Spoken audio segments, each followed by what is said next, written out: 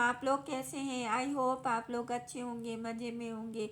आप लोगों का हमारे चैनल बिनू स्टडी में स्वागत है। बच्चों, इस वीडियो में हम आप लोगों को केंद्रक के बारे में बताएंगे।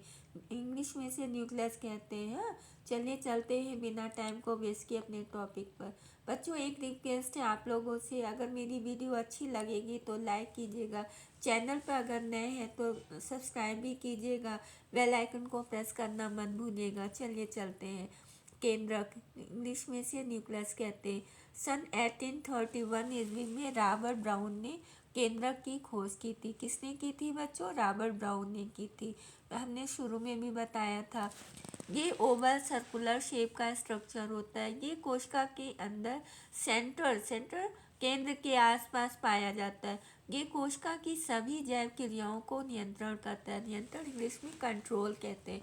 कंट्रोल करता है। ये दोनों मेजर मतलब बड़ी चीज़ों में अपना महत्वपूर्ण भूमिका निभाता है। हाँ, ये मेजर चीज़ों में अपना महत्वपूर्ण भूमिका निभाता है। कौन कौन है? पहला है गति, दूसरा है प्रजनन। गति इंग्लिश में मूवमेंट बोलते हैं और दूसरा प्रजनन रिप्रोडक्शन। एक तरफ ऐसी कोशिका जहाँ पर सुस्पष्ट वेल डिफाइंड केंद्रक होता है, उस कोशिका को यूकैरियोटिक कोशिका कहते हैं। जिस कोशिका में मतलब सुस्पष्ट मतलब अच्छे से केंद्रक झिल्ली सहित मतलब केंद्रक होता है, तो उस कोशिका को यूकैरियोटिक कोशिका कहते हैं। दूसरी तरफ ऐसी कोशिका जहाँ सुस्पष्ट वेल डिफाइंड केंद्रक नहीं होता है, मतलब केंद्रक के चारों ओर जो झिल्ली होती है, केंद्रक झिल्ली, वो नहीं होती है। हाँ, नहीं होती। ऐसे कोशिका को प्रोकैरियोटिक कोशिका कहते हैं। ठीक है बच्चों। समानता कोशिका में एक ही केंद्रक होता है। अब आते हैं स्ट्रक्चर पर। केंद्रक के चारों ओर दोहरी परत की झिल्ली होती है। हाँ, ये केंद्रक है।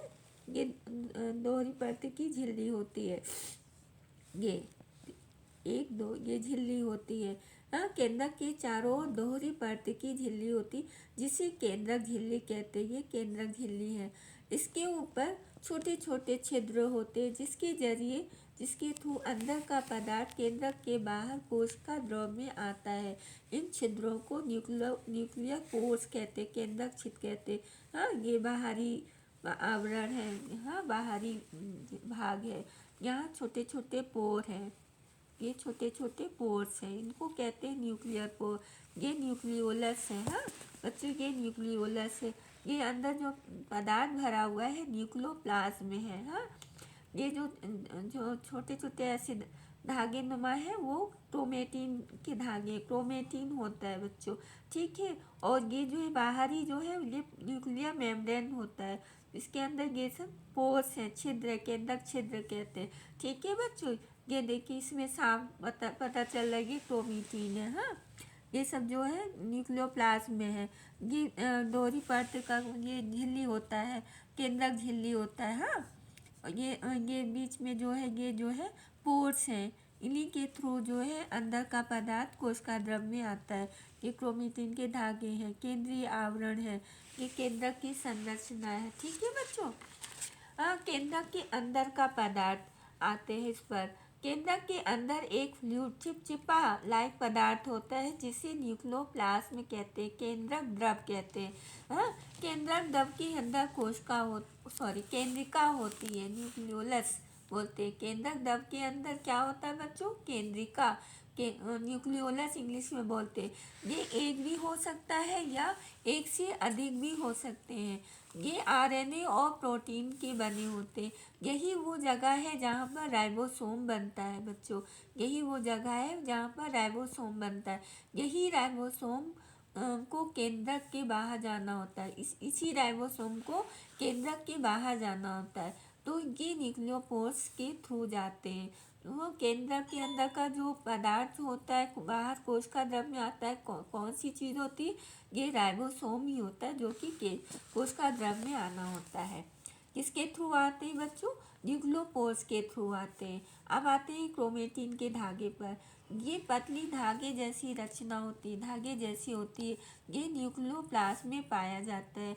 ये डीएनए और आरएनए और न्यूक्लियोप्रोटीन के बने होते हैं। ये क्रोमेटिन के धागे कहाँ पाए जाते हैं? न्यूक्लियोप्लास्ट में पाए जाते हैं। ये डीएनए, आरएनए और न्यूक्लियोप्रोटीन के बने होते हैं।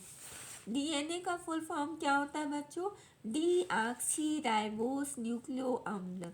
आरएनए का क्या होता है? राइबोस न्यूक्लियो अम्ल। ठीक है, हाँ, डीऑक्सी राइबोस न्यूक्लियो एसिड बोलते हैं। आरएनए को क्या कहते हैं? राइबोस न्यूक्लियो एसिड कहते हैं। हाँ, ये फुल फॉर्म है। ये क्रोमेटिन तब तक दिखाई देते हैं बच्चों जब तक कोश का विभाजन नहीं होता है। क्रोमेटिन के धागे बच्चों तभी तक रहेंगे जब तक कि इनमें कोश का विभाजन नहीं होगा, सेल डिवीजन नहीं होता। यानी सेल पूरी तरह से रेस्टिंग पीरियड में होता है, आराम फरमाता है। हाँ, ठीक है, जो कहते हो रहता है, आराम फरमाता है। हाँ, रेस्टिंग पीरियड में होता है, तब तक ही ये क्रोमेटिन रूप में रहते हैं। जो ही कोशिका डिवाइड होकर एक से अधिक कोशिका बनाने लगती है तो ये क्रोमेटिन के धागे एक जगह इकट्ठे होकर के बच्चों एक जगह जमा हो जाएंगे, फिर छड़ जैसा आकार बना लेते हैं, जिन्हें स्पिंडल कहते हैं। हाँ, यही स्पिंडल जो है क्रोमोसोम कहलाते। यही स्पिंडल क्रोमोसोम कहलाते। ये देखिए, दो क्रोमेटिन के धागे हैं, ये बाहर ऐसे हैं धागे। जैसे ही सेल डिवाइड होने लगता है, सेल में डिवीज़न शुरू होता है, एक से अनेक सेल बनने लगते हैं, तो यही क्रोमेटिन के धागे एक जगह इकट्ठे होकर के ऐसे से फिर इस तरीके का आकार बना लेते हैं। ये स्पिंडल होता है। हाँ, इसे स्पिंडल कहते हैं। फिर इसके बाद ये इस तरीके का आकार हो जाता है। ये बीच में जो है ये जीन है, ये जीन है, आनुवंशिक लक्षणों के वाहक होते हैं। हाँ, ये इस तरीके का स्ट्रक्चर बनता है। इन्हें क्या कहते हैं? क्रोमोसोम कहते हैं। ये डीएनए और न्यूक्लियोप्रोटीन के बने होते हैं। ये क्रोमोसोम किसके बने होते हैं? डीएनए और न्यूक्लियोप्रोटीन के बने होते हैं। इनमें इंफॉर्मेशन एंड इनहेरिडिटरी छिपा होता है। यानी जो लक्षण बच्चों में अपने माता पिता से मिलता है वो इन्हीं के द्वारा मिलता है, इन्हीं के द्वारा मिलता है। और डीएनए के क्रियात्मक खंड को ही जीन कहते हैं। ठीक है बच्चों, जो लक्षण बच्चों में अपने माता पिता से मिलता है वो किसके द्वारा मिलता है? इन्हीं के द्वारा, जीन्स के द्वारा ही मिलता है। डीएनए के क्रियात्मक खंड को ही जीन कहते हैं। क्या कहते हैं? कि जीन किसे कहते हैं बच्चों? डीएनए के क्रियात्मक खंड को जीन कहते हैं। ठीक है, अब आते हैं अगले। अब ये आते हैं इस पर। Movement of ribosomes from nucleolus through nucleopores in cytoplasm. पहला काम इनका क्या होता है केंद्र का? Movement of ribosomes from nucleolus through nucleopores in cytoplasm. Ribosome चलिए चलते हैं। पहला है movement of ribosomes from nucleolus through nucleopores in cytoplasm. मतलब केंद्रक से जो है राइबोसोम का मूवमेंट होता है न्यूक्लियोलस से। हाँ, न्यूक्लियर केंद्रक द्रव से होता है। किसके थ्रू होता है? न्यूक्लियोपोर जो छिद्र होते हैं उनके जरिए जो है साइटोप्लाज्म में होता है। राइबोसोम का मूवमेंट जो होता है न्यूक्लियोलस से न्यूक्लियोपोर्स के जरिए साइटोप्लाज्म में, कोशिका द्रव में होता है। यही वो चीज़ है जो कि मतलब केंद्रक से बाहर कोशिका द्रव में आते हैं। किसके थ्रू आते हैं? न्यूक्लियोपोर्स के थ्रू आते हैं। दूसरा है सेलुलर रिप्रोडक्शन। सेलुलर रिप्रोडक्शन में भी न्यूक्लियस एक महत्वपूर्ण भूमिका निभाता है। अभी हमने बताया है ना सेल डिवीजन में न्यूक्लियस की क्या भूमिका होती है। न्यूक्लियस के अंदर क्रोमोसोम पाया जाता है बच्चों। न्यूक्लियस के अंदर क्रोमोसोम पाया जाता है। वही क्रोमेटिन के धागे होते, वही सेल डिवीजन के समय जो होता है क्रोमोसोम बन जाते हैं, जो सेल डिवीजन में महत्वपूर्ण भूमिका निभाता है।